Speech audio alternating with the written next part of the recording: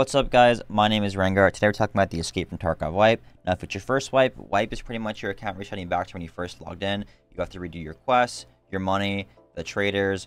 The progression pretty much restarts for everybody at the same time, which is very fun.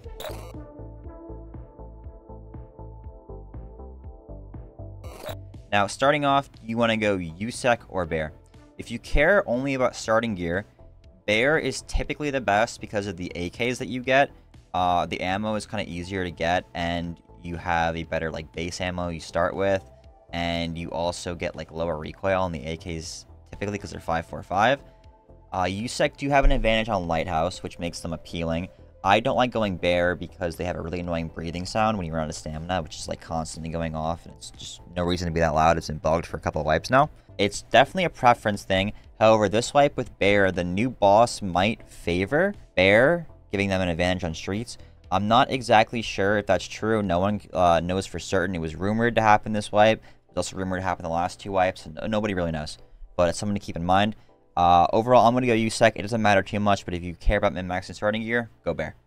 Now, starting weapons. I'm going to make my own video about this because they intend on changing recoil this wipe. As far as we know, the recoil was supposed to be much lower, and guns won't jump as much. So previously in the past, I would always recommend not using your M4s if you're USEC, or not using your AKs too much if you're Bear. But these guns might be extremely viable to start, even unmodded now, from the recoil that they were showing in the Tarkov TV when they were teasing it on Twitter and stuff. If you want, you can go into offline mode to check and see how your guns really feel after the update, and if you like how they feel and they feel like they're hitting really good, then maybe bring those in. If not, I always resort to a Mosin or an SKS. Mosin, you can buy off level 1 Prapor, and you can buy the BT ammo for it off, I believe it's Skier. And it hits really hard, one tap face shot, 2 to the body, usually maybe 3. Good way to get your sniper skill up, which matters for quests later on. The SKS also, semi-auto, you can buy the 20 round mags off of Peacekeeper. So then you can have a 20 round mag that you can reload, and buy the ammo off Prapor. It usually hits pretty good. It's one of my favorites to go with because it's cheap. You can buy it in bulk, and you can just run it over and over again. I will make a whole in-depth guide on guns that I like running as I progressed, once I know what's actually good from playing the recoil update. The next thing I want to talk about is things that I use to level up fast. A quick tip is, when you start off the wipe, you're usually given a Grizzly in your hideout. If after every raid, instead of healing with Therapist, you use the Grizzly to heal, you actually gain XP. And it's not a lot of XP. It's a couple hundred here and there. But leveling up early wipe, for 1 to 15 to get Flea Market, it's only a couple thousand XP a level. So if you're getting 700 to 800 healing XP per level that you're playing, you're saving a whole raid per level. So it is a little bit of min-max, and it's nerdy, but if you want to get a little bit of XP faster, don't heal with Therapist, heal with your Grizzly.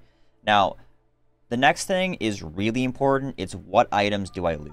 Now, there's a giant picture on the Escape from Tarkov wiki that shows you exactly what items you need for all the quests, and it goes in sequential order, so you know exactly what to look out for. I'm going to put this picture on screen, and I'll leave it linked down below. This is off the wiki. It's been the same items for the last 8 or 9 wipes, so if you don't know them already, check out this picture, keep it as a reference so you know when I have to sell stuff, what can I get rid of. If it's not on this picture, you can get rid of it pretty much. Some things are worth more money, but it is a huge help to make sure you're looting these items so you can get items for quests in the future ahead of time, like getting your cigarettes for Mechanic, or maybe you're picking up your fuel cons for Ragman down the line. Super, super, super helpful to help you level up quick. Another little thing is, whenever you're fighting scavs, early wipe it can be kind of hard because you're not geared and your guns aren't too good, but always look for the headshot. There is a bonus 100 XP for every headshot you get. And if you're making sure you get every headshot possible on scavs that are free and they don't see you, that's also going to help you level up super fast to get Flea, because you're getting a couple hundred extra just from healing with the Grizzly, and a couple hundred extra from looting the scavs and then headshotting them. It adds up to help you get from 1 to 15 really fast. Now, something else I want to talk about is early hideout leveling. I typically level the hideout really fast, and there is a whole wiki page that shows you everything you need for the hideout as well. I will link that down below and show it on screen. But the main thing that I like to rush in the hideout is you need to get Water Collector level 2 and then Lavatory level 2. And the reason for this is there is a quest from Prapor called Ice Cream Cones, where you need 3 Found and Raid 60 round mags for an AK. And the really only way to do this is to get lucky off like raiders or killing a boss or super early wipe, which is kind of hard because low spawn rate. Or you can craft them in Lavatory level 2, and they're like an hour a piece to craft. So if you get Lavatory 2 leveled up pretty quick, and then you find the Keck tapes to go ahead and craft the 60 round mags, you will have a super easy time getting that quest done, because it does lock like all of Prapor's quests. It's pretty early on, so getting stuck on that quest feels terrible and really hinders your progression. Other than that, for the hideout, you can level it as you go if you have spare money and stuff, but I'm not super worried about that. Okay, we're gonna talk about inventory management real quick, which is really hard if you have standard edition or anything below EOD, really. Something you really want to do is make sure that you are vendoring as many items as possible that you don't need. A lot of people hold on to tons of guns and stuff that they're not going to really use. Like, I usually get rid of my M4s early and a lot of armors that I can buy off traders. If you can buy it off a trader for almost the same price you can sell it for, I always get rid of it. I'm talking like AI2s and some, maybe not painkillers, but like bandages and all that stuff. It's just out of my inventory as fast as it comes in, because I can just buy it back from therapists so cheap. You could also take the pistol grips and the mag off guns to make them smaller. That's what I like the most in the SKS, because I can buy them as I go, and it helps me save space in the inventory. Something else you can do, obviously, is buy a scav junk box from Therapist. These are over 1,000,000 rubles, so it's kind of hard to get early on unless you're having a great start. But if you're picking up items that you can vendor, which you know what you're allowed to sell and what you're not allowed to sell by looking at that picture we talked about earlier with all the items, it'll help you save a ton of space. You put all your quest items in there, hold on to them from later. And last but not least, you can use rigs to help you save space in your stash. On level 1 Jaeger, you can buy the Umka rig. It is 12 slots in your inventory, but it holds 16. So every one of these rigs that you buy lets you save 4 slots. Typically what I use these for is I'll put quest items in there, so I make sure that I don't sell them on accident. Buy a couple Umkas, fill them up with my quest items, do that over and over again until I can afford a scav junk box. And then I could wear the Umkas later, or I could sell them again for a little bit of money lost, but I usually wear them. It's a great way to help you save space, and usually any tack rig like this helps you. If you start with the Tritons or the Commandos early on, you can also use those to help you hold your stuff and buy rigs to wear into raids instead of using those. Another great way to save space. Let's talk about early item spawns. I'm going to make a whole video on where I found all my quest items this wipe, but something that holds you back pretty early is usually Saliwas. The reason for that is because everyone's looking for Saliwas, so all the spawns get looted every raid. Typically, I go reserve for my Saliwas because tons of med spawns between like White Bishop building and Black Bishop and then Black Pawn, and then there's a bunch of the big brown med crates on like any box that could spawn them. So there's like 3 by the helicopter on reserve. There's like 3 at Fortress on customs. There's tons of med spawns on customs at Fortress. Crack House, which is right by RUAF. Those are all great Saliwa spawns. There's actually quite a few on Lighthouse. I don't really like going Lighthouse early wipe because of the stamina, but there's quite a few with the big blue chalet that you can find. Those are my go-to. You could also go Interchange and look for them in like Mantis or something, or any place at med bags. I definitely have gone to Shoreline on day 1 and looted like West Wing med bags to find that. I have a little Shoreline guide if you don't know where those are. Something else is 3M body armor is really hard for people to find sometimes. I don't usually have a problem with it, but if you can't find it on your scav or like any scavs that you kill, there's actually quite a few spawns on Factory, which if you go to the Escape from Tarkov wiki, you can actually pull up module 3M, and there's a spawn inside the factory office on top of the filing cabinet, so you can loot the cabinets for keys and then also check for the 3M. And then, yeah, looking at the wiki, there's 3 spawns at the village as well. So it's worth, if you go woods or go factory, to check these spawns, where I'll have my editor put them up on the screen, but they're pretty easy to do. If you go woods early wipe to look for Saliwas, which is also very good at the medical camps, you could hit up like the village houses looking for these spawns, and then you could like take the car to leave. So probably a pretty good idea. If you don't know where those are, I'll make a whole in-depth video, but I want to touch on those 2 because those are my most asked question.